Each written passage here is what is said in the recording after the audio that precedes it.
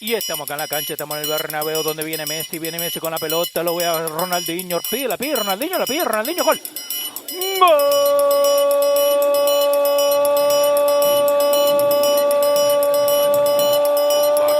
O toque de cabeça, olha chance, olha gol! Gol! Golaço! ¡Qué golazo!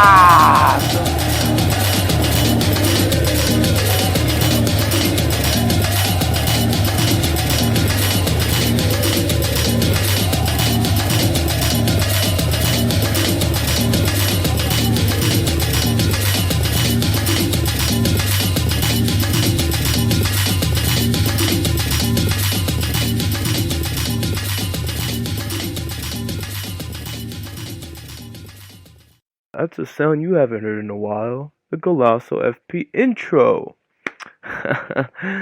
so, yeah, I might have to do some explaining. So, first and foremost, what's up, everyone? It's DTG, everyone's favorite host, or not so favorite because I've been missing, yada yada yada, this, and that. However, I've spoken to Andres about it, remember that old guy who used to be on the podcast? Happy belated, by the way, as I missed his birthday on the podcast because I've been away for a little bit. Yeah, so he is a little old, but like, let's not tell that to his face. But no, as I was saying, yeah, I did speak to him, as to why I haven't been able to do the podcast. Um, I've been missing because, well, first, let's just run it back to my last episode. I had recorded an episode in mid-October. With two special guests. It was a special 2 hour and 45-minute long podcast episode. It was a phenomenal episode. I had two guest speakers, my friends Earl and Steven, a Chelsea supporter and a Bayern Munich supporter, respectively. So, yeah, it was a great discussion, great debates. It was all around really good fun in that podcast, but the episode was corrupt. So, the microphone I was using had horrible static, and it ruined the whole episode. And I tried to save it onto my computer, right? For Andres to come and help me do that. However, by the time we linked up, I believe, yeah, late October as well. It was 2 weeks after. It's just been it was already gone. It couldn't be restored. The file was corrupt. And yeah, I had to return the mics, get new ones. I'm using a proper headset this time. I hope this one works out well because I'd be very angry because I ordered a previous one. It was also pretty shit. And so this is my third attempt. So yeah, sorry about that, guys. And also, month of November was very hectic. I'm an assistant manager at my job. I work retail. So so yeah, you know how it goes, Black Friday and all that, prepping up the store, signing new seasonal people to help out during this hectic time of year. So yeah, it was pretty hectic, but now early December I have some leeway. Yeah, it's kind of still busy with holiday shopping, but it won't be as crazy as Black Friday. So it'll be a little bit more relaxed until, like, the holiday season. So yeah, here I am. Um I have to apologize to everyone about that because that's very unprofessional of me to just, would look like abandoning the podcast. But no, I love this podcast, man. I love all you listeners. I love doing this, and I love the sport too. That's we're all here for, isn't it? So yeah, um, that's that. I'm back better than ever. Um, Live and well, feeling healthy. Hope you guys all are too. But no, anyway, yeah, because of my absence, I won't be taking a holiday break. I'll be doing holiday episodes. As you can recall, last year this time around, we stopped at like the middle of December. But no, I'll keep going. I'll make a few episodes to just recap. Um, well, just to make up lost progress, lost time, lost audience members, unfortunately. Boo hoo. But no, I'm sure we'll regain it. As the hunt for my co-host continues. That's one thing I want to talk to you guys about. Any listeners out there, great talkers, great speakers, great knowledge of the game, hit me up. at my personal Instagram at Dave the Goalie. Shoot me a DM, Snapchat, or just better not just DM Golasso FP on Instagram or on Twitter, which is both are fine, or any Mundo page. Struggle is real, guys. I miss Andres. But no, that 5 minute delay of my, excuses, quote unquote, is over. So now let's get into the good stuff. Today's date, everyone, ladies and gentlemen, is Monday, December 2nd. Today, the Ballon d'Or winner was revealed, along with the top 30 nominees. So, and it is also, I must add, 6:05, meaning that the winner has already been announced. The winner is Lionel Messi. Now, it was always going to be a 50-50 debate between Virgil van Dijk and Lionel Messi. A two-horse race in the sense that, Van Dijk won the Champions League. Holland had a great year, reaching the Nations League finals and just playing pretty good overall all year round. Uh, and Messi having a great individual season. Like, I mean, we all know what happened to Barcelona in the Champions League, and he did make the semifinals of the Copa America. With well, we all know the problems Argentina have, so we don't need to get into that. We all know that the problems just lie deeper than the players. It's just it's a shit show over there, to put it in a short story. um, but yeah, no, I think it could have gone 50-50 if you ask me, because both players have incredible accolades to promote themselves, to back their claims. Um, Obviously Ronaldo, yeah, was second in the top goal scorers chart in Serie A. Did win the Italian league with Juve, the Serie A, and he did also win the Nations League with Portugal, scoring a hat trick in the semifinals against Switzerland. But no, it's just that he's had better years, and these two guys really outperformed him. And going on the topic of Ronaldo, there are people blowing up on Twitter as we speak. I'm sure a lot of you have, similar contrasting opinions, but there's a lot of people on Twitter that are fuming that he got third place. Literally everyone's mom, grandmas, and uncles were convinced that Ronaldo was not going to get into the top three. I personally thought he was, just because he's Cristiano Ronaldo. But as we saw last year with Lionel Messi being fifth or sixth or whatever it was, I believe it was fifth last year. Whatever it may be, knowing that happened last year, or that being reminded to me on social media, reminded me, oh, this guy actually happened. See, a lot of people were expecting Sadio Mane to be there, Mohamed Salah. Who else did we have that had an amazing year? I'm trying to go off the top of my head. Potentially, you had someone like Bernardo Silva being into the top three by a few people, because he won literally almost everything he could have won. The only thing in 2019 that he did not win that he was a part of was the Champions League. He has won every single other trophy, which is ridiculous. Like, that's the Premier League, that's the two domestic cups, the Carabao Cup and the FA Cup, the Nations League with Portugal, the Community Shield. He's won 5 trophies in 1 year. It's ridiculous. While also not only like having trophies to back up his claim, but being one of the best midfielders in the world this past year, which is an undeniable fact. But yeah, realistically speaking, Bernardo Silva, a favorite player of mine nowadays. Like, I love Bernardo Silva. Like, he's just such a fantastic player to watch.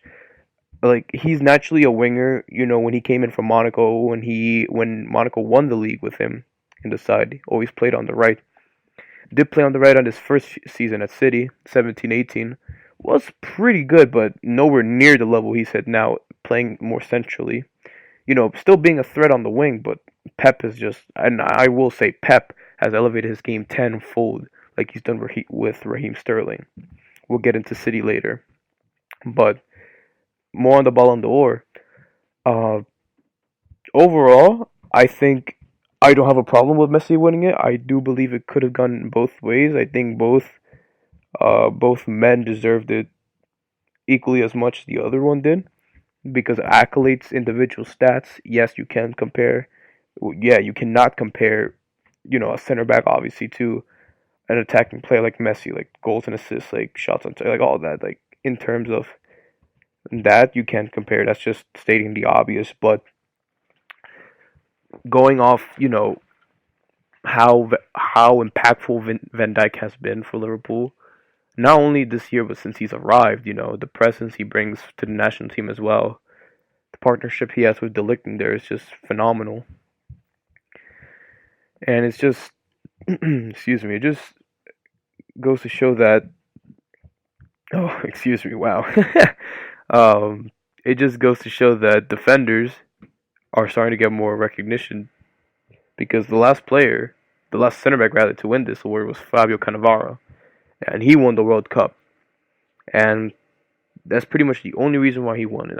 I'm convinced if had Italy not won the World Cup, he would not have won it, and also because that was the year that Juventus did get relegated, and yeah, it just goes to show that the Messi Ronaldo monopoly is duopoly rather is getting is diminishing. We saw that last year with Modric. Yes, Messi did win it this year, but you know, I feel like the Ballon d'Or ranking was pretty fair this year for the most part. You had um surprising entries like Riyad Mahrez at 10th. People forget that he did win the African Cup of Nations with Algeria being their talisman, and also not so much last season being an influential part of City's team, but this season um he is. He's a lot more game time. He's getting more trust from Pep. He's performing better himself as an individual. So yeah, I think that was well deserved, but a lot of people were surprised by that. Um, but because I believe it's deserved in the sense that tournaments like uh the Copa America and the Euros very much so by a large margin overshadow other continental tournaments. I mean, for obvious reasons, they are bigger than the CONCACAF Gold Cup or Copa Oro, the Copa America, or the AFCON African Cup of Nations. The OFC Oceania I was gonna say Champions League, but no, the Oceania Continental Cup. I don't even know what it's called. That's really bad on my part. Apologies for that. And the Asian Cup as well, which which happened this year in January, which Qatar won surprisingly. Um, but no, it just goes to show that FIFA, well, not even FIFA, because this award itself, the Ballon d'Or, if you guys can recall, is no longer a part of FIFA. It's its own award from France Football. With FIFA now having the best awards with its inception in 2016. Now it just it just shows that since it's pretty funny to see that since it's breaking away from FIFA, the rankings have been a lot more fair in terms of players playing in for countries not in Europe or not in South America is what I'm trying to say. Trying to look for the right words here. It was more like under FIFA, it was more like a popularity contest, European South American dominance. Um, Now while you have more outside talent outside of the continents making it into the top 30, such as Kalidou Koulibaly from Senegal and Napoli, Sadio Mane from Senegal and Liverpool, Riyad Mahrez. It just goes to show that it's increasing every year. Now, Riyad Mahrez has been here before. That season that Leicester won it in 20, was it the 2016 Ballon? Yes, it was the 2016. Him and Jamie Vardy came 6th and 7th respectively. Um, it just it just really goes to show that since it's broken away, it's a lot more fair. Like you have two Leicester City players in the top 10 of Ballon d'Or, Like it's ridiculous. Yes, while there are no like North American representatives, unfortunately, boo-hoo, or anyone from Asia, or just not yet at least. Like I guarantee you, go back to the 2010s or the early 2010s rather, you'd only see like Samuel Eto'o representing Africa in there. That's pretty much it. You in terms of North America, you'd only have I can't even think of who's been in the top 30 of Ballon d'Or from North America. So it just goes to show that this award is being a lot more open since it's you know independence from FIFA because I do believe it's a great thing. Let me know what you guys think. I personally think it's a great thing that these players from nations outside of Europe and South America are getting more recognition and more praise for the achievements that they achieve with their national teams and with their teams. And an underlying factor in all of this would be that there are more players from Africa, from Asia, from North America, from Oceania even in some leagues producing more and more talent that are breaking into Europe's top leagues. And it's just all around better for the beautiful game because us at Golasso, Andres and I are very passionate about it that these other leagues, these other nations should get more recognition, and it's warming to my heart rather that it's come this far. Like I wouldn't be surprised if within the next 50 years you'll see. I know it's a long time, but in the next 50 years you'll see say an American on the list. I'm not gonna say Pulisic because that's the obvious answer because we have a very big, large pool of talented players. It's so big. It could be a Mexican player, Costa Rican, Honduran, Panamanian. Imagine that, or a Japanese player, or a Korean player. Heung-min Son is another one coming from South Korea. That's one that completely skipped my head. Pierre-Emerick Aubameyang was 20 on the list. Like it just goes to show, and even smaller nations in Europe that are producing more and more talent. Yes, Serbia has always been a decent team, but Dusan Tadic making it in there, especially at his age, is phenomenal. Um, like you have Gareth Bale didn't make it. What am I talking about? But no, it just goes to show that this award it's being a lot more opened up to a general public of a general pool of players from a large diverse group of players. So yeah, that's the Ballon d'Or wrapped up. In my opinion, let me know what you guys think about all of that. So now let me just get right into the Premier League. So yeah, let me just open it up saying Unai Emery has been sacked by Arsenal last week. His last game happened to be on Thanksgiving. And yeah, he ruined my Thanksgiving. Well, not just him, the players did too, but um yeah, I mean, I know this time last year I was in love with Unai Emery. It's just so funny how things change in a year. And I just think that I just can't believe how badly it's gone ever since, You listen to me this time last year, we were on an unbeaten run of 22 plus games.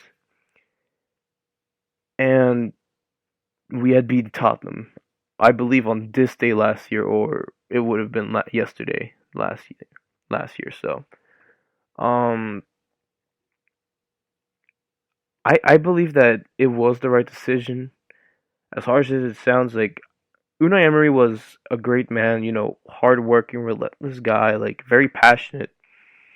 Yeah, I am guilty of this as well. There are people who, unfortunately, like to take the piss out of him, saying stuff like, "Oh, good evening," and um, just making fun of him all around on social media.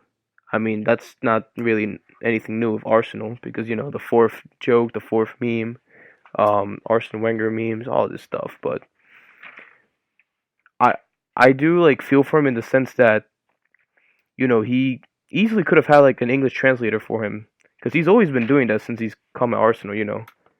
But the man like watched Peaky Blinders just to learn English. Yeah, that may not be like the best English to learn from, but he's trying, and he wants to do his press conferences all in English so he can learn on his own at his own pace, and to just show that he's fully invested into the team to learn English to efficiently communicate with the players better in English. Well, yes, it was a struggle for him, but I have to respect him for that. I have to respect him for a lot of things in the sense that he, you know, he gave us some phenomenal moments, like the wins over United, Tottenham last year was probably his best game ever. The Europa League run last year, unfortunately, it didn't end the way I wanted it to end. But the comprehensive wins against Valencia and Napoli, shutting out Napoli home and away, seeing how hard it is to beat Napoli, even though they're not on best form right now. You have Liverpool, who lost their 2 years in a row, PSG, who couldn't win there. Juventus and Arsenal were like two of the only teams last season who were able to beat them at the Stadio San Paulo. So that says a lot. Like Emery was, was really good at some points. The way he has. Well, I'm not gonna like say like the way he like played Obama a lot because I just think that he was blessed to have Wenger's leftovers because and essentially he did have to deal with Wenger's leftover players last season. Players that he did bring in that made a big difference were Bert Leno, Lucas Torreira, Matteo Guendouzi, um, and that's pretty much it. You have people like I'm talking about last season. I'll get into like the new signings later. Other signings from last season that unfortunately did not work out were you have Stefan Lichtsteiner, who's an atrocious right back to it's safe to say. Um, and yeah, that's pretty much it. I like what he did with Ainsley Maitland-Niles, the way he converted him into a right wing back efficiently. Decent but not good enough. And that was just the story of last season. It was decent but not good enough. We saw progression from Wenger there. We were we although we did capitulate at the end when nobody wanted to get fourth place. When Tottenham, Chelsea, United were all losing at the same time, and fourth place was like up for grabs. Um, we did do better than the previous season, Wenger's last season, and we saw an improvement of the attack in midfield. Well, I mean, whether that be through him or through the players, we have to go back and see the games. I would have to do that myself. But, some credit does have to go to the coach for that, and I believe that he lost the dressing room at this point. Last season was just, a free pass into the Premier League. Oh, welcome to the Premier League. Get adjusted. For someone who's coaching their first time in England in a new country, new language, new like system of play, new styles of play, because the Premier League being the hardest league in the world. You have the super teams like Man City, Liverpool, Tottenham, the big six. United, us, or if you can even consider us top six now, Tottenham. Even the decent teams like Wolves, Everton. Well, at least last season they were. West Ham. It's a crazy league. So for Unai Emery to come in and finish fifth, I mean realistically we should have finished third, considering the end of games we had, the last few games we had last season. We did bottle it. Even though I could pinpoint two specific games last season to individual errors in defense or in midfield, you can't blame all the blame on individual mistakes or the players in general. Yes, two mistakes that did cost us, but coaching does have a role in that because in a team, it's a team effort. And this summer, as you guys knew how hyped I was about the summer signings, we signed Kieran Tierney, one of Europe's most prominent left backs. This kid, let me tell you, the Scottish David Beckham on his left foot. Oh my days, his crosses are amazing. But, here's the thing. Last season we had Nacho Monreal and Sead Kolasinac. Monreal was sold in the summer towards the end of the window. And Kolasinac, Nacho Monreal already being a little, older, being in this, going to 33, 34. And Kolasinac is a good wing back. He's a decent wing back. I take that back. Because if you put him in a four back, as a left back, he can't defend that well. You put him as a wing back, yeah, he does push and he does press tremendously well. Look at the size of him and look at the speed of him. The crosses aren't good enough. The man can't cross a road, and like he's just not good enough. He's decent as a backup, and Emery upgraded with getting one of the best left backs in Europe, or best young left backs in Europe. And then we go out and get David Luiz. I was iffy about it. I was okay with it. I accepted it. 8 mil. I was like, low risk, short term solution until Saliba comes from another signing on back from his loan next season. He's been a disaster. David Luiz has been an absolute disaster. Chelsea robbed us. They knew what they were doing. He is a Chelsea spy like Petr Cech was. Another signing from last season, though. Socrates started well, was a tank. He's not a ball playing center back. We miss Rob Holding badly for that. Rob Holding made him look so much better because since Holding's been injured, Socrates has had that responsibility of being the ball playing center back. He can't do it, and I guess that's him not being able to do that job efficiently well.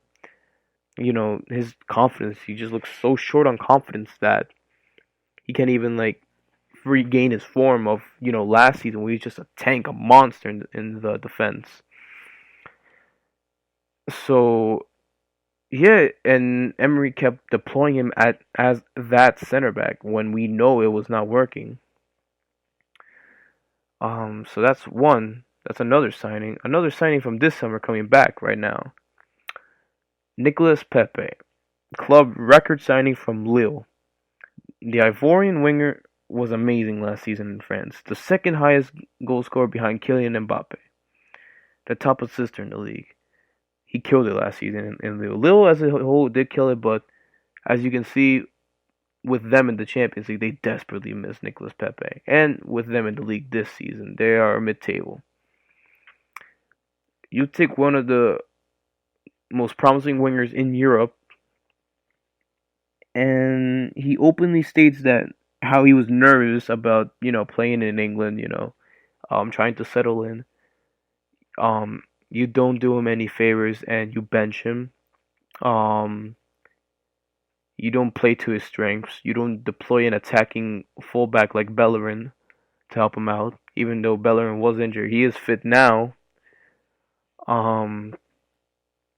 And it's just a mess, and that was just a mess so far with Pepe. Yeah, Pepe has done some great things, like the equalizer against Villa, saving us against Vitória from Portugal in the Europa League. But for the most part, for the amount of money we paid, 72 million, is Unai Emery has handled him very poorly. And I'll get into other signings in a bit and youngsters, but look, my point is, you did pretty good last season. You did all right last season. You choked in the Europa League final. You choked the league at the end. You didn't jump the last hurdle. All right, fair enough. Even had we won the Europa League or finished in the top 4, I would have, with either turnout, I would have still been like, okay, Emery just needs more investment because we need to push on and build on from this. In the case had we gotten to Champions League, I would have been like, okay, we're gonna sign this, this, and that, or we need this, this, and that.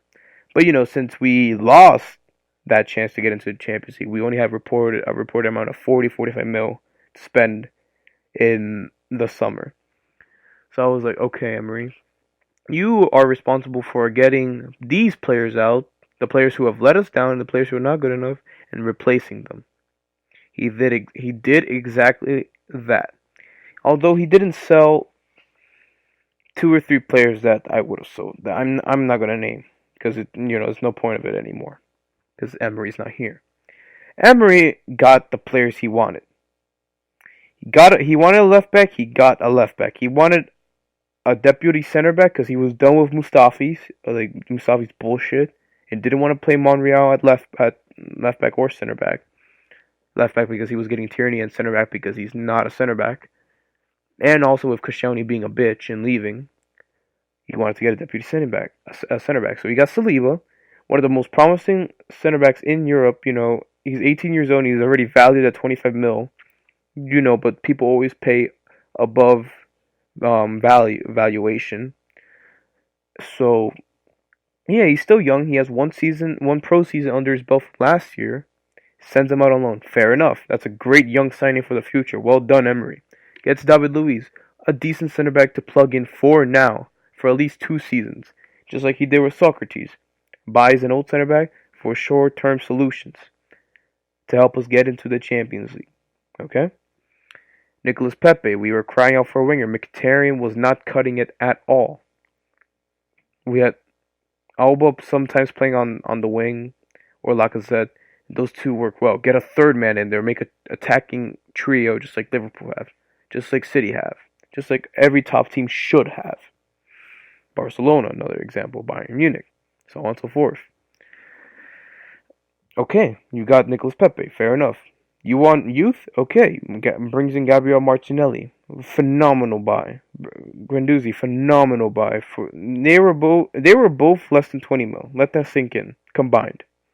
Phenomenal. Kid's been killing it in the cup competitions. He's already has 7 goals as a 17-year-old, or 18-year-old rather. I apologize. Coming from the Brazilian 4th division to do that. Phenomenal. No words. All right. So you have all the players now. Just plug them in slowly. Okay, Tierney came in injured. Okay, he can come in soon. Soon enough, he'll come in. David Luiz. Okay, integrates him slowly. Good. Pepe introduces him slowly. Didn't give him a start until his 3rd game. Good. My point is, why do you go ahead and ruin what you're building? You play Lucas Torreira as an attacking midfielder.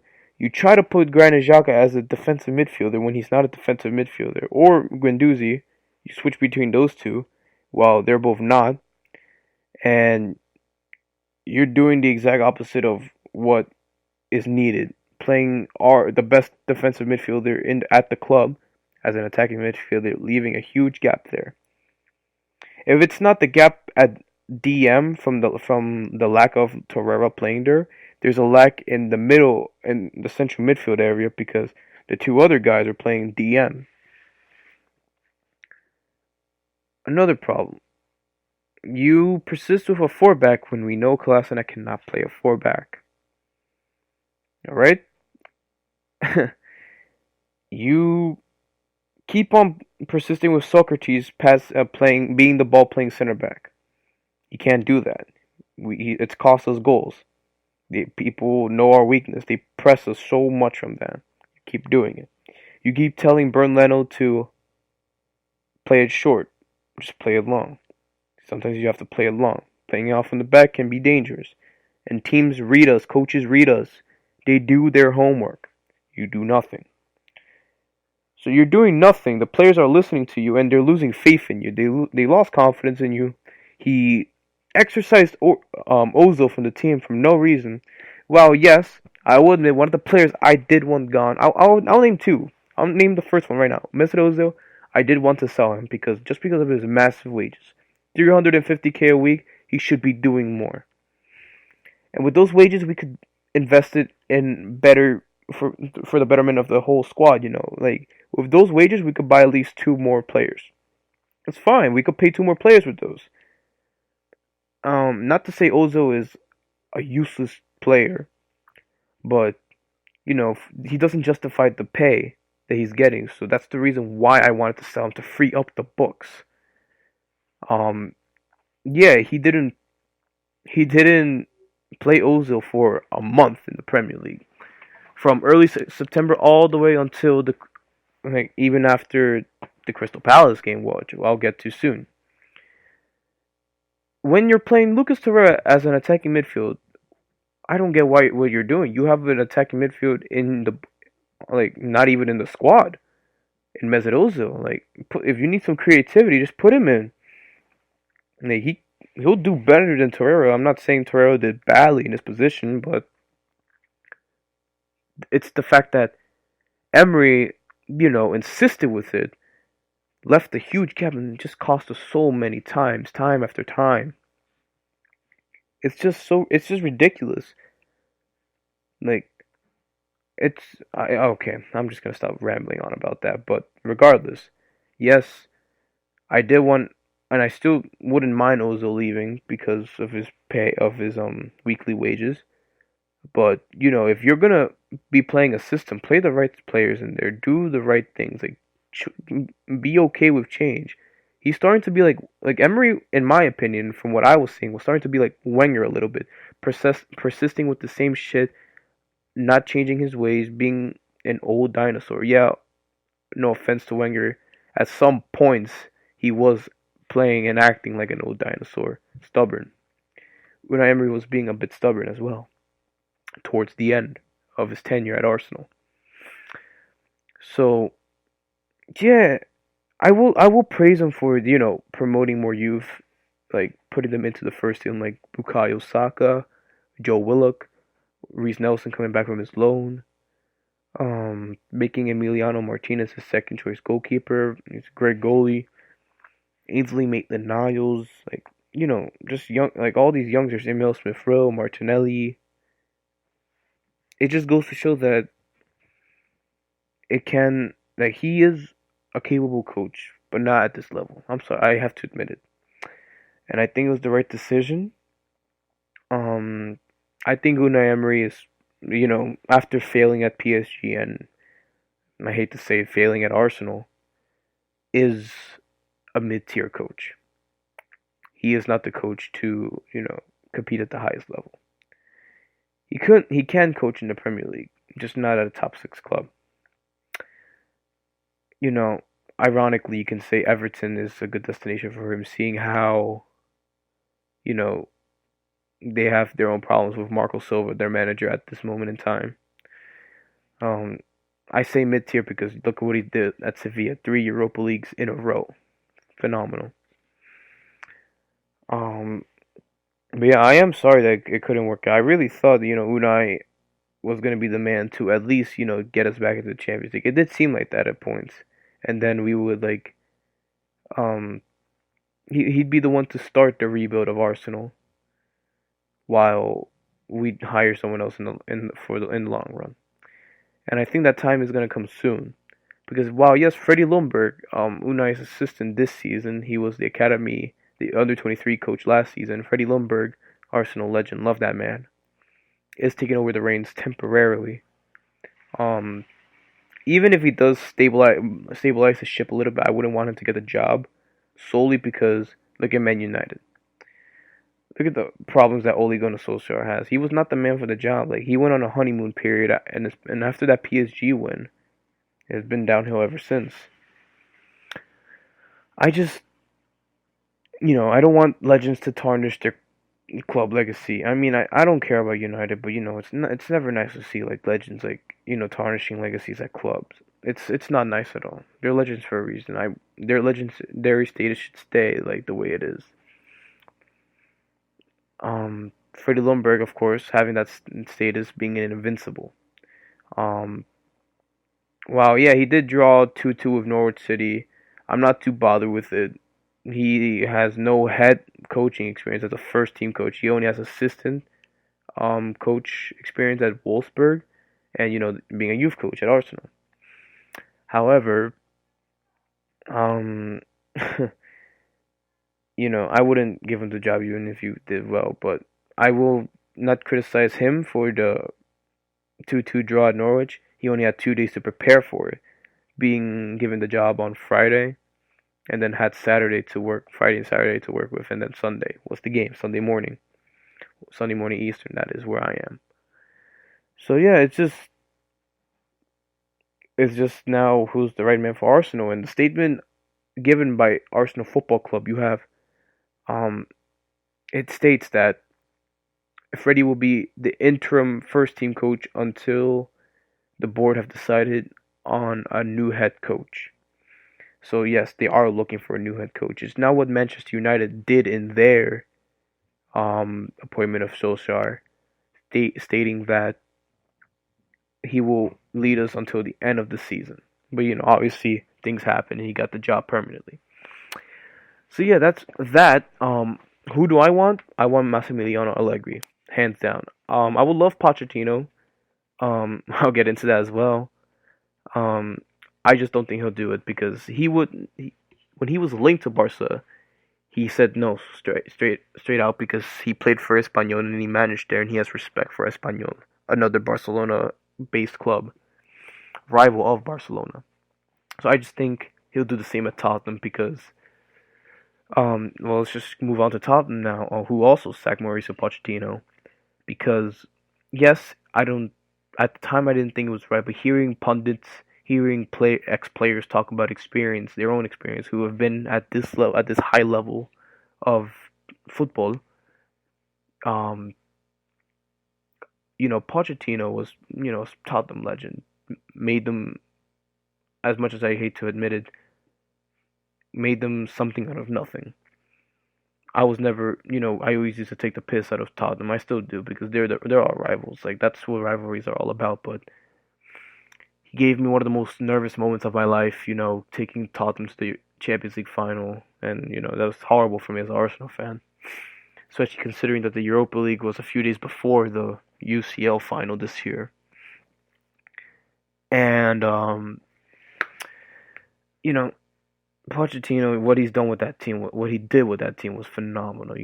Not spending money, still getting Champions League final, bargain buys, not being known as a serial spender. And he's a world class coach. Like we all have to admit it. If no one agrees with that, like you have to get your head checked. And he is a world class coach. The only downside is he couldn't win anything with Tottenham. But I firmly believe had he been backed up better financially, he would have been, he would have won something with Tottenham, 100%. And it's just, we just have to see where he goes. A lot of people say Bayern Munich, Manchester United. He will definitely win a few things if he goes to either club. I talk about Bayern Munich a little bit too because they also sacked the coach. It's just sacking season. Like, what can I say? On Tottenham's end, I get why they sacked them. They're doing poor in the league. They got smashed in the Champions League 7-2 by Bayern Munich. So I didn't agree with it at first, as I hinted at earlier, but I firmly believe now after hearing, like I said, pundits, ex-players who have been there, done that. I just believe that with this case, this scenario, the players, I think it kind of goes 50-50. The reason why Poch was sacked was, Pochettino's fault, the players' fault, and the board's fault. Daniel Levy, the owner, the owner of Tottenham Hotspur. So Tottenham Hotspur have had generally the same core group of players since Pochettino has been there in 2014. I looked at an interesting statistic or picture rather on Instagram comparing Jurgen Klopp's first ever Tottenham 11 versus Tottenham Hotspurs, because that was Jurgen's first game in charge at Liverpool. Pochettino, of course, being in charge of Tottenham at that time. This was in October 2015 or November 2015. So if you compare the two teams then and now, Liverpool's is completely changed. The only players who were still from that game who were in this current Liverpool crop of players, Jordan Henderson. You have Joe Gomez, but Joe Gomez was injured at that time. Nathaniel Klein, but he doesn't even play anymore because Trent Alexander-Arnold is there at right back, and he's injured as well, Kleiny. Alberto Moreno isn't there anymore. They have the goalkeeper. Midfield is completely brand new. Um, and Roberto Firmino is also still there. That's about it. So starters wise, you only have two starters that are still in the Liverpool team from that team. Pochettino at that time, Lloris, Alderweireld, Vertonghen, Danny Rose, Kyle Walker was playing. So yeah, that's at least one change. Eric Dyer, Christian Eriksen, Musa Dembele, it's not there anymore, but still. Dele Alli, Human Son, Harry Kane. Like, wow, only two players that are not there anymore. Kyle Walker and Musa Dembele. Everyone else is still there. Everyone else. So just remember that. Okay? The squad has barely changed. So going based off that, Pochettino also didn't have a lot of resources to work with. So as a coach, you can see how that frustrates a person as a coach. You're doing well with a group of players, and with more improvement, in the transfer market, bringing in players, you can do even more. He wasn't backed. So when a coach isn't backed the way Pochettino was, he has to work with the same core group of players year in, year out like he has. While they're not bad players, the point I'm trying to get to is it's hard to try to try and motivate the same group of players every single year. Refreshing the squad with 2-3 transfers every transfer window, or just even one transfer window, January, summer, or just in the summer rather. That will do wonders for a team, like in the sense of refreshing up the squad, not getting tired legs in the squad, and just keeping the same momentum, the same energy throughout the seasons as the years go on.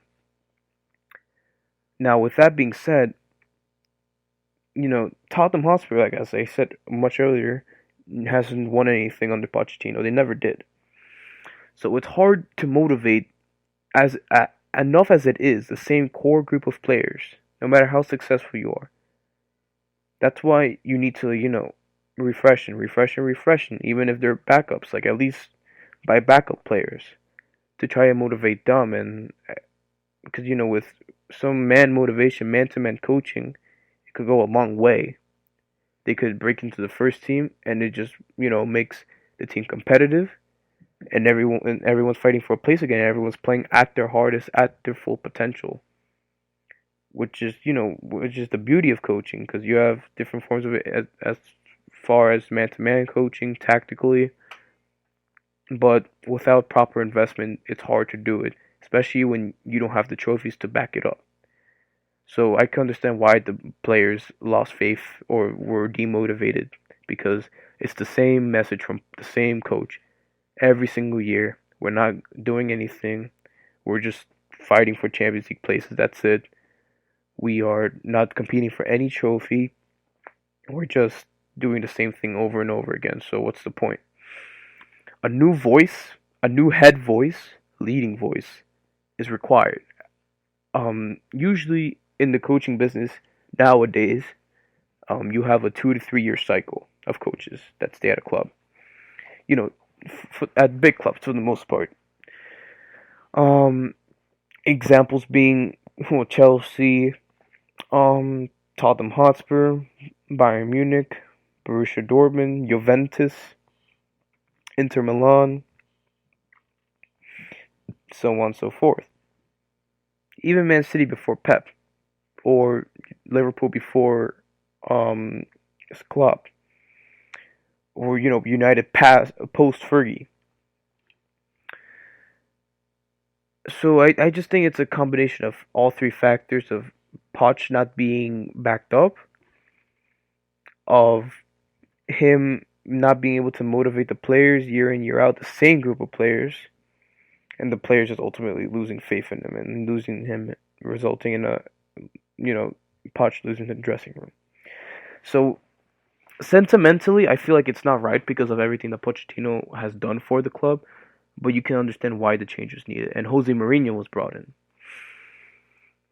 Now, at first I was like, my God, horrible mistake. But you have to forget Jose Mourinho is a winner.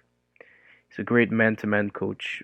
He told Dele Alli, "Are you Dele or are you Dele's brother?" He said, "I'm Dele Alli."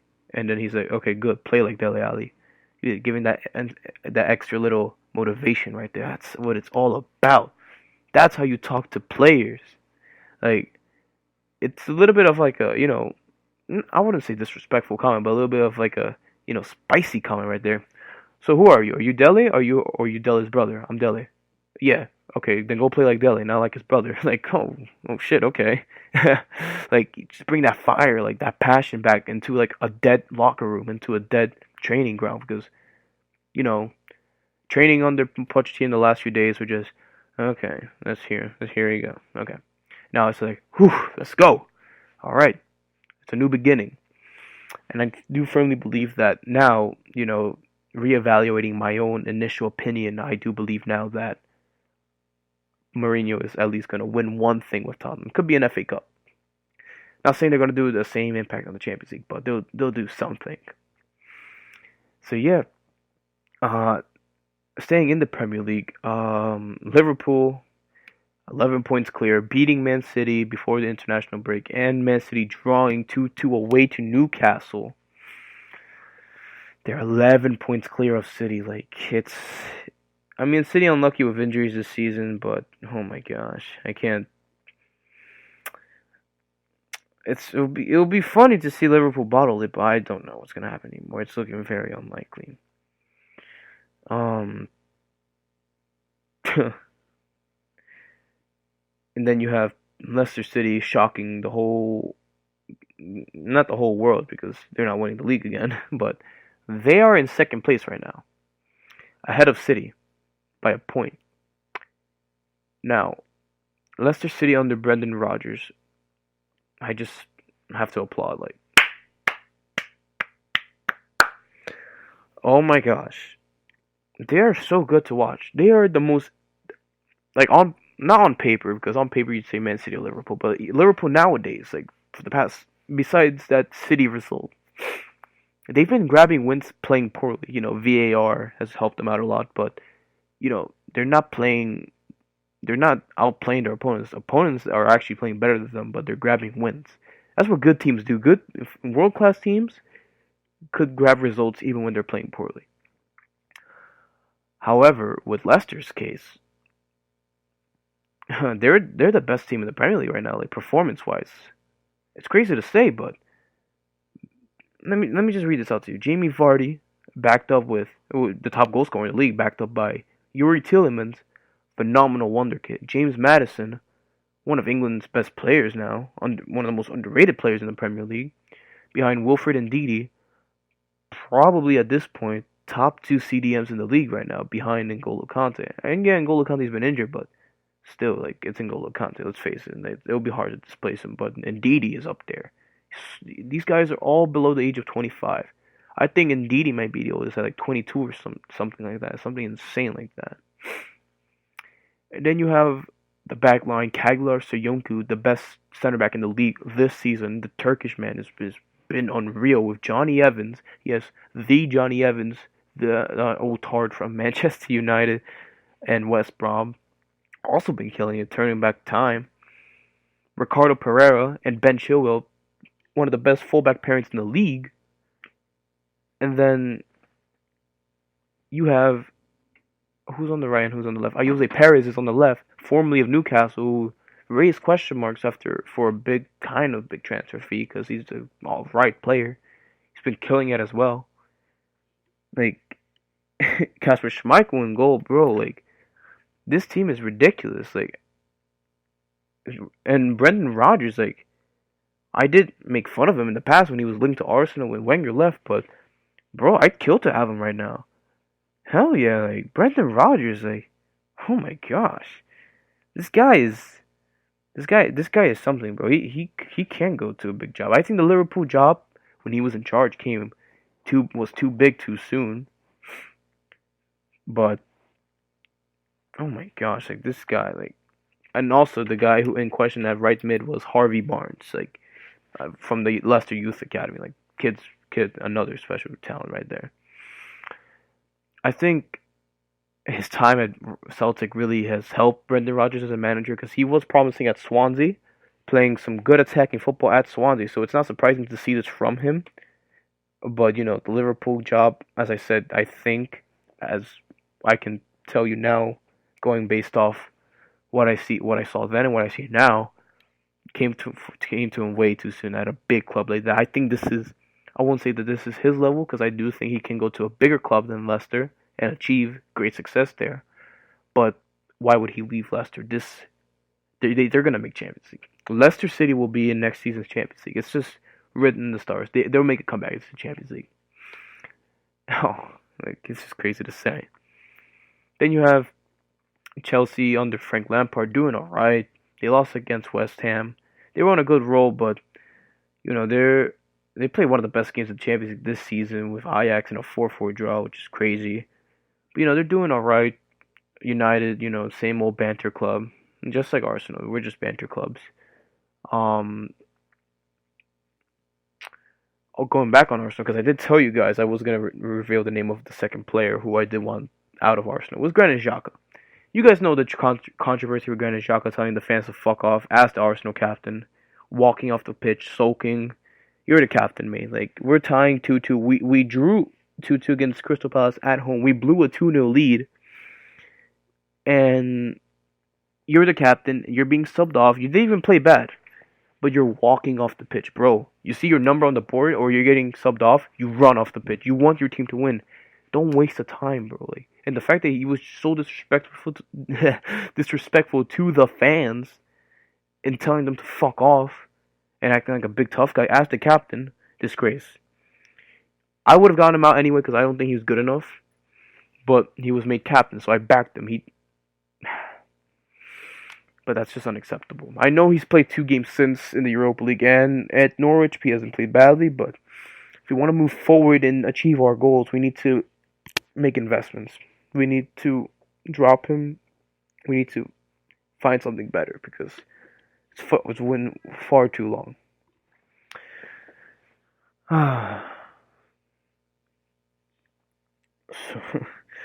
Okay, rant over. So yeah. Ozil out, Xhaka out. That's just my opinion. Come at me if you think I'm wrong about Ozil. I'm pretty sure you guys all agree on Xhaka. If a club captain tells the fans to fuck off, then you wouldn't want them at the club, no matter how good they are. In this case, Granit Xhaka isn't even that good. But no, yeah, that's the Premier League all wrapped up. I don't want to get way into relegation battles because we have a little bit more to talk about. So I did mention also another sacking of this whole sacking season. It's not even holiday season. It's sacking season. Niko Kovac, after losing 5-1 to Frankfurt away at the Commerzbank Arena, got fired. And it's not surprising, Bayern have been iffy with Niko Kovac for the past year or so.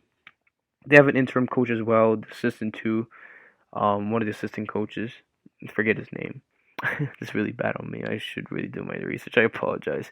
I'll get the name in a second. But Niko Kovac is another guy who was in the free agent category of managers. I think it wasn't a right decision. It was coming. He wasn't a fan's favorite ever since last season. The board have been iffy about him even since last season.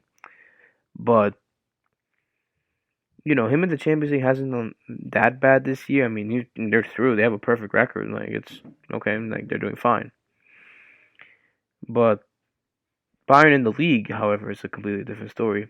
Oh, it's Hans-Dieter Flick, by the way. That's the coach who is in charge at the moment.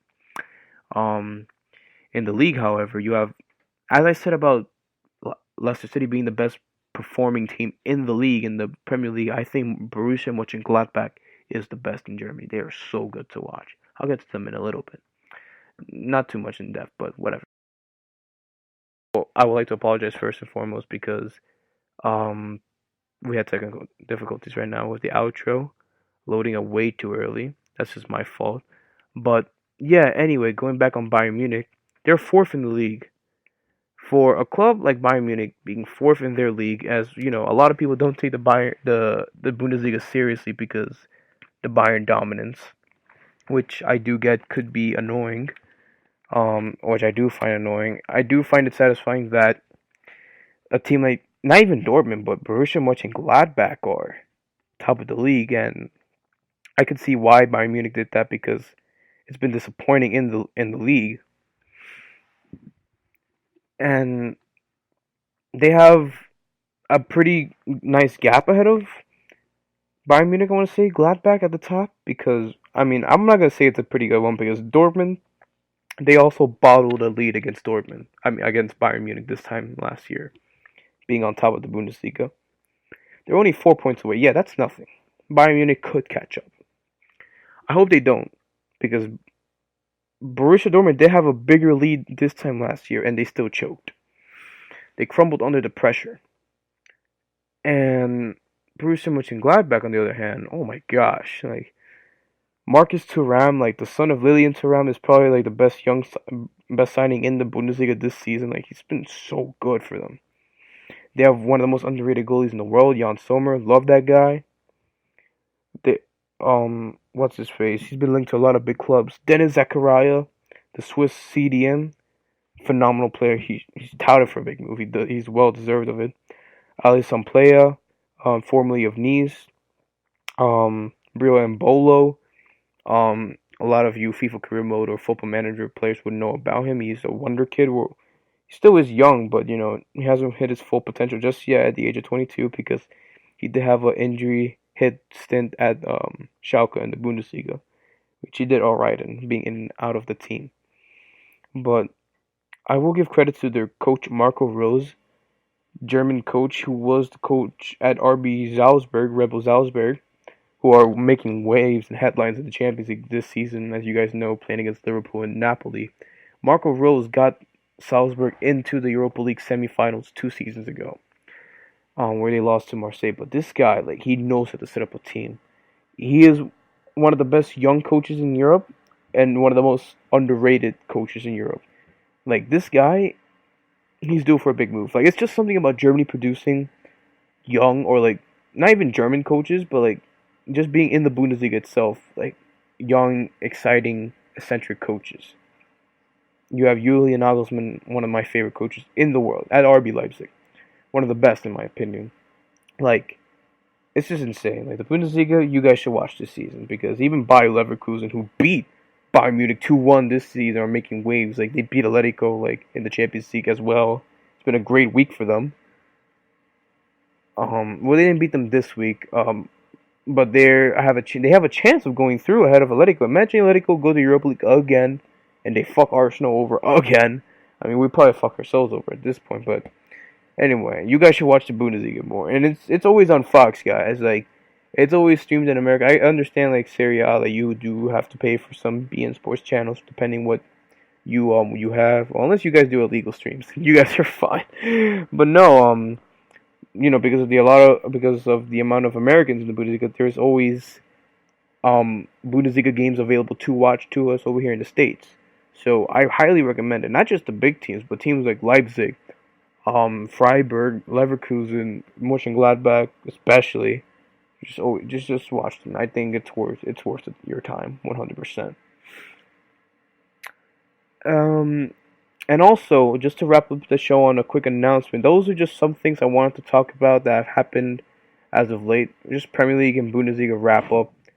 But I know FPL players. I know I've had a few questions about it personally on my, people messaging me on my social media accounts.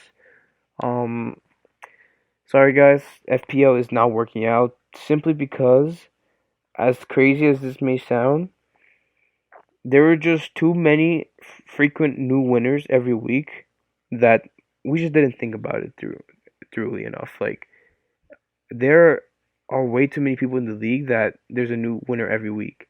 And even putting the points tally lower, like, Andres and I, like, over here at Mundo, we can't be giving out, like, prizes every single week, like, to new winners, because as of right now, it's 15 points to win something, and you get 10 points a match day if you come up on top.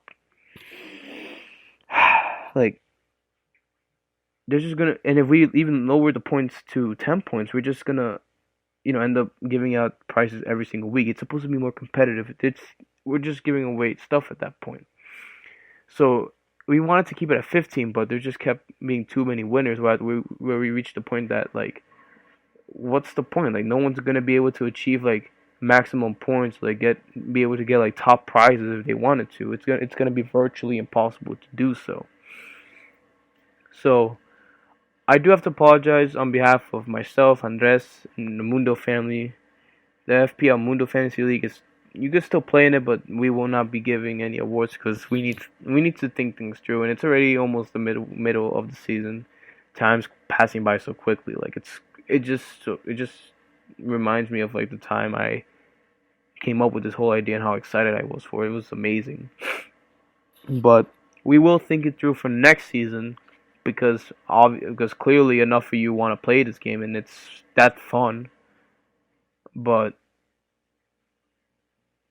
we just have to think it better. We just have to make it a new format to assess the leaderboards, to assess winners, to give fair chances to people. Maybe like the top. You can't even do the top person on the leaderboard because it could be the same person every single time. Who knows? Or it could just be a 2-horse race, essentially, and people who are at the bottom will just give up playing.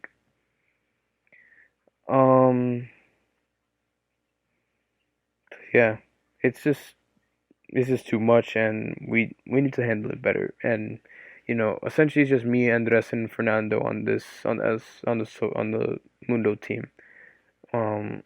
We had 2 partners that left us because they had school, soccer, and work, personal lives. In the summer, they did help us out, but unfortunately, they cannot help us out right now.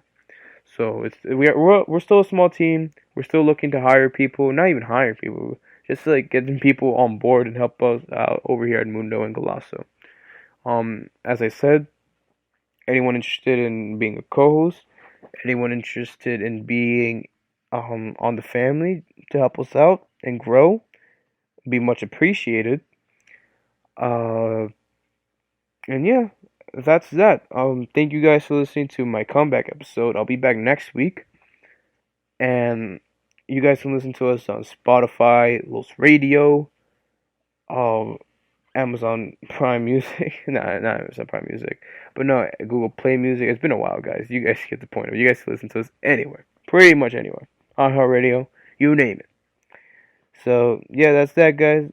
Give me back your feedback, comment, like, share with your friends and family, your dogs, your cats, your pets, aunts, grandmas, aunties.